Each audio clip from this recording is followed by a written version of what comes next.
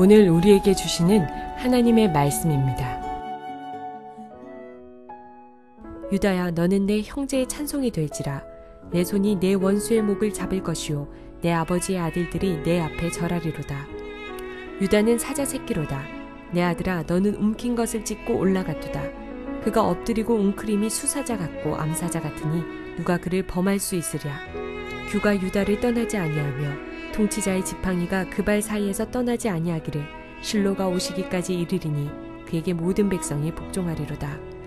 그의 나귀를 포도나무에 매며 그의 암나귀 새끼를 아름다운 포도나무에 맬 것이며 또 그 옷을 포도주에 빨며 그의 복장을 포도즙에 빨리로다.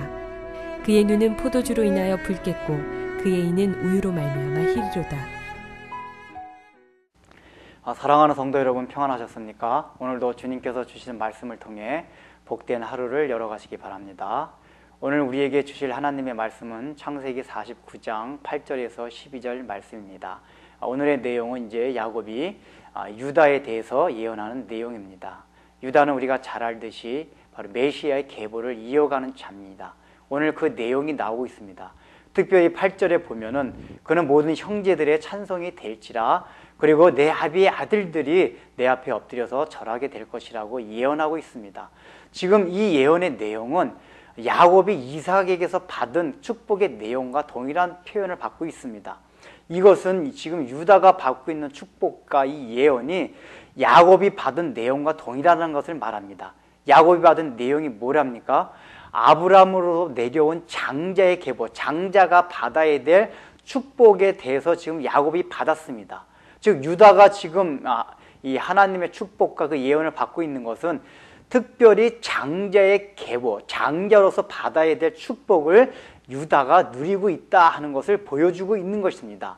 지금 나머지 12아들도 모두 언약 공동체 안에서 하나님께서 주실 그 축복과 언약을 누리고 있습니다. 그 예언을 받고 있습니다. 그리고 넓은 의미에서 바라본다면 다 장자입니다. 하나님의 언약 공동체 안에 들어왔기 때문에. 그런데 특별히 유다는 그 가운데서도 메시아 계보를 이어가는 아브람과 이삭과 야곱으로 이어지는 그 장자의 계보를 이어간다는 것을 성경이 지금 표현하고 있는 것입니다. 그런데 중요한 것은 왜 유다가 그것을 이어받았습니까? 이것이 중요합니다. 이것은 제가 누차 설명해 온 것이지만 유다가 원래 그런 사람이 아니었습니다. 오히려 다른 형제들에게 떠나가가지고 가나안 여자를 자기의 아내로 일찍부터 삼고 살았을 정도로 타락한 사람이었습니다. 그런데 그가 다말의 희생을 통해서 십자가의 정신을 배웠습니다. 그래서 나중에 이제 요셉을 만났을 때 거기서 십자가의 정신, 희생의 정신, 예수 그리스도의 삶을 그가 보여줍니다. 그것을 통해서 그는 바로 장자의 명분을 얻은 것입니다. 바로 이것을 통해서 우리는 늘 우리가 언약 공동체 안에 들어와 있다 하더라도 예수 그리스도 계보를 이어가는 가장 중추적인 하나님의 언약 백성으로 살기 위해서는 그런 희생적인 삶이 필요하다는 것입니다. 그저 예수님께서 나를 위해서 십자가에 못 박혀 돌아가셨으니까 나는 누리기만 하면 된다 하는 것이 아니라 나도 예수님의 그 길을, 희생의 길을, 남의 짐을 지고 억울한 길을 가야만이 바로 그 축복의 대열에 낄 수 있다는 것을 지금 말해주고 있는 것입니다. 그래서 지금 유다의 계보를 통해서 메시아가 옵니다. 나머지 절은 바로 오실 메시아에 대해서 설명하고 있습니다. 그런데 그 메시아에 대한 특성을 두 가지로 설명하고 있습니다. 하나는 사자의 비유를 설명하고 또 하나는 포도를 통해서 설명하고 있습니다. 여기 사자는 바로 새끼 사자, 젊은 사자와 숫사자와 암사자의 비유를 들어서 설명하고 있습니다. 이 사자들은 힘이 센 것에 대한 상징을 말합니다. 권세를 말합니다. 왕권을 말합니다.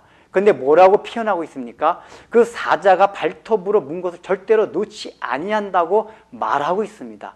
이것은 메시아가 오시게 됨으로써 그 메시아가 한번 붙잡은 백성으로는 그 발톱으로 찍힌 백성은 절대로 놓지 않는다는 것을 말합니다.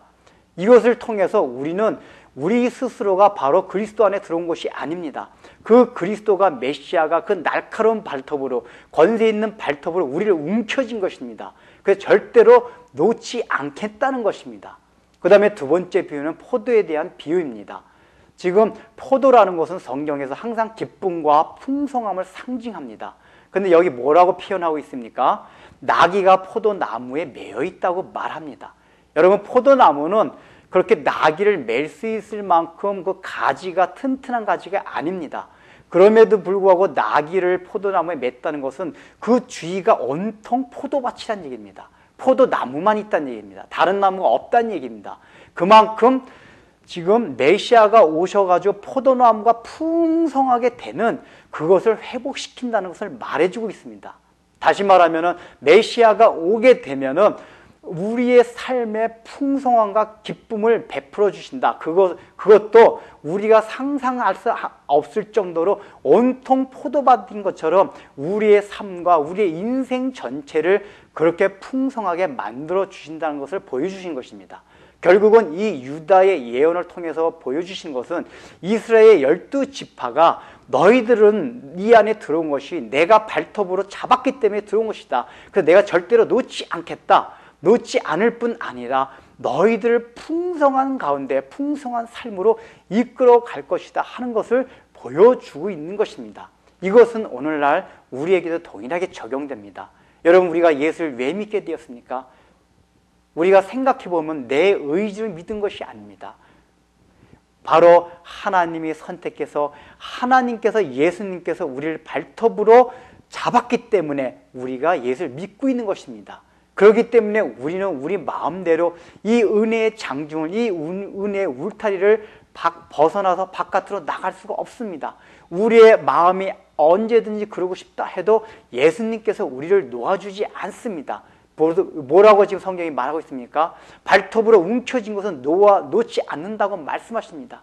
그것이 바로 예수님이 우리에게 하시는 말씀입니다. 그러면 여러분들 이 은혜 안에 들어와 있으면 세상으로 나가려고 하지 마십시오. 우리만 고달픕니다.